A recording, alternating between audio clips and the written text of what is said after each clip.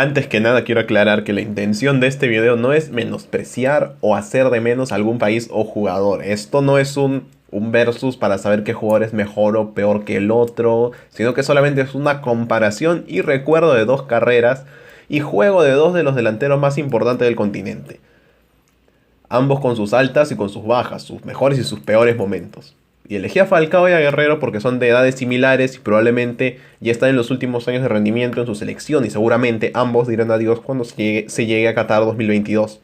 Además, ambos son referentes del fútbol en su país.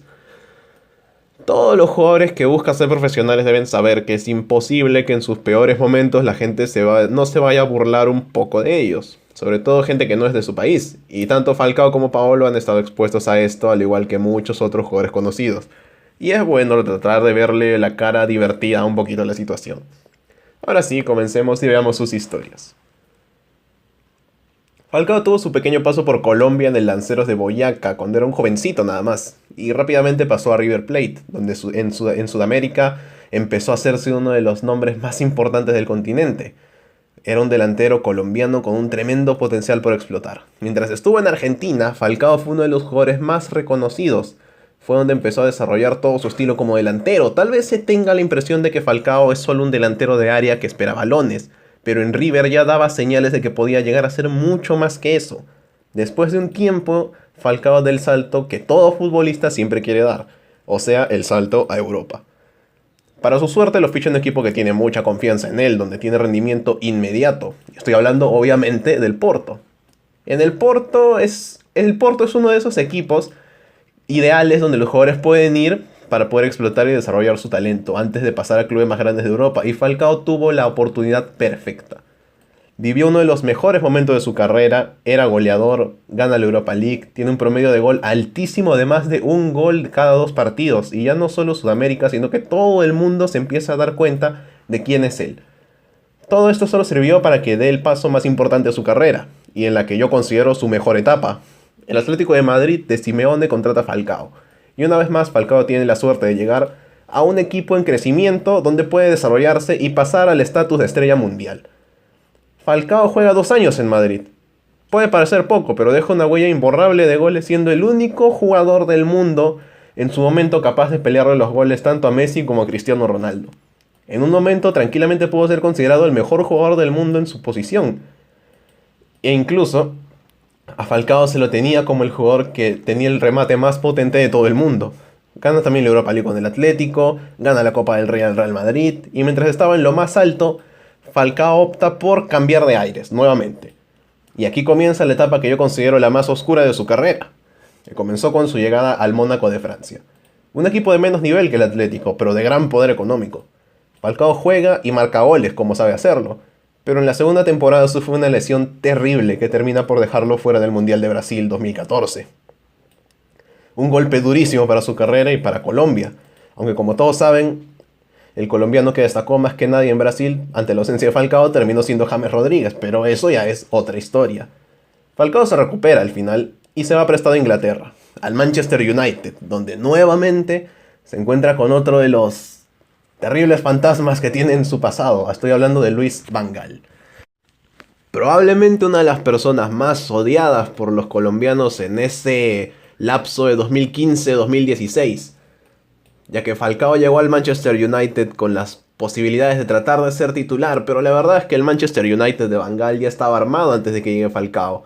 Van Gaal necesitaba un delantero centro suplente para Robin van Persie, el holandés, y Falcao era un delantero de mucho más caché como para solamente ser un delantero suplente.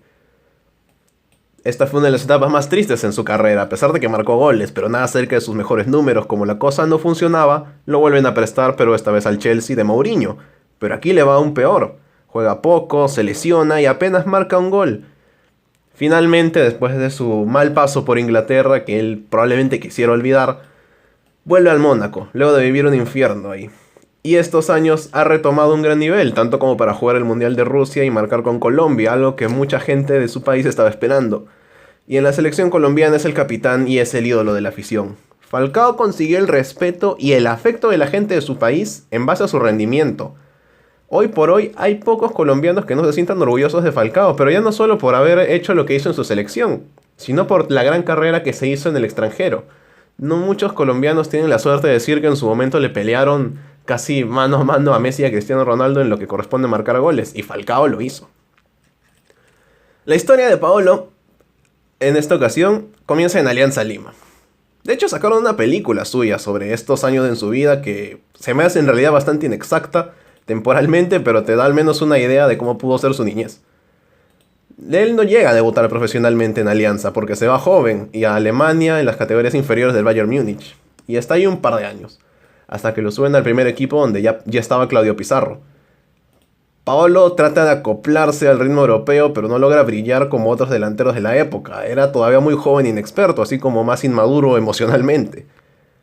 Solo está un par de años en el Bayern hasta que lo venden al Hamburgo, donde tiene muchas dificultades para adaptarse al mundo alemán. Sus registros goleadores se los podría considerar como algo promedio y en algunas temporadas incluso por debajo del promedio. Además de haber tenido problemas de disciplina, como el incidente de la botella de agua, que se recuerda mucho en Alemania por los hinchas del Hamburgo, Paolo iba llevando su carrera con la selección al mismo tiempo también, y en sus primeros años el nivel de identificación de la gente con él era mucho más bajo que el que hay ahora, pero era la vergüenza de Sudamérica en aquellos años cuando Paolo era joven. Éramos los últimos en las eliminatorias y cada victoria que había era vista como un acontecimiento importantísimo. Paolo se da cuenta de que lo suyo tal vez no es el fútbol europeo y toma una buena decisión para mí, que es volver a Sudamérica.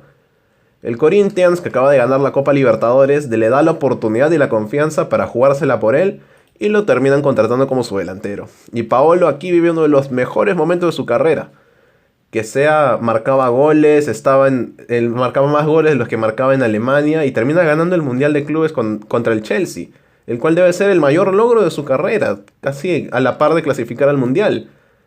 Paolo encuentra estabilidad futbolística, emocional, familiar, se da cuenta de que este es su lugar en el mundo. Pasan los años y siendo ya un delantero rankeado en todo el continente, recibe una oferta económica muy fuerte de Flamengo. El club que estaba pasando por un momento deportivo bastante bajo cuando se fijan en Paolo, pero él se arriesga y deja la estabilidad de Corinthians para ir a Flamengo. Además de que le estaba dando también prioridad a su propia economía. El Flamengo no era un equipo tal vez adecuado para que Paolo juegue, ya que en sus primeros años no tenía números tan buenos como los que tenía en Corinthians y tampoco estaba peleando por el Brasileirao como sí lo hacía en Corinthians. Su promedio de gol era bastante bajo al principio y llegó a tener una racha muy larga de partidos sin marcar. Tanto así que el día que Paolo volvió a marcar, recuerdo perfectamente que él lloró durante la celebración.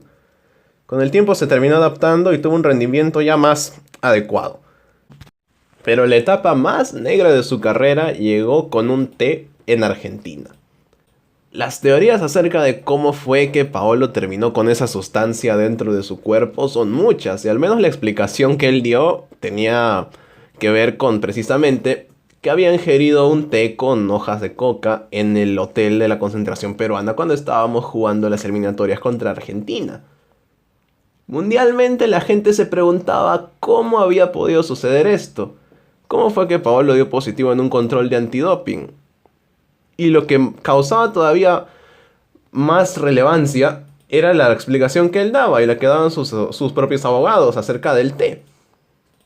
Que creo que es algo que únicamente los peruanos nos creemos, y probablemente solo porque es Paolo, y queremos creerle a pesar de cualquier cosa que pueda decir. Y lo que él diga es lo que es, y mucha gente lo ve así. Pero mundialmente no es una explicación tan fuerte sobre qué fue lo que realmente pudo pasar.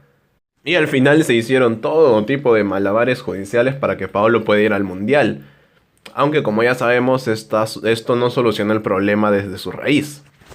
Y ahora, como todos saben, fichó por el Inter de Porto Alegre, donde siendo presentado por todo lo alto, con miles de hinchas, con una canción y a punto de debutar, la sanción se terminó reactivando y volvió a quedar inhabilitado para jugar hasta el día de hoy.